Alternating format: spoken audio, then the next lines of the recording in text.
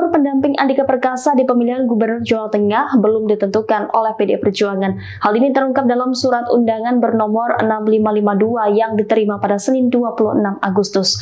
Agustina Wilujeng, Bendahara DPD PDI Perjuangan Jawa Tengah, menuturkan meski PDIP bisa mengusung paslon tanpa berkoalisi, pihaknya berharap ada partai lain yang bergabung untuk mendukung Andika Perkasa sebagai Cagup Jawa Tengah. Agustina mengaku senang Andika Perkasa bakal diusung oleh PDIP. Ia akan berkoordinasi upaya memenangkan Andika di Jawa Tengah setelah rekomendasi resmi diterbitkan. Sebagaimana diketahui, Koalisi Indonesia Maju atau KIM Plus memutuskan memilih ex-Kapolda Jawa Tengah Ahmad Lutfi sebagai Cagup Jawa Tengah.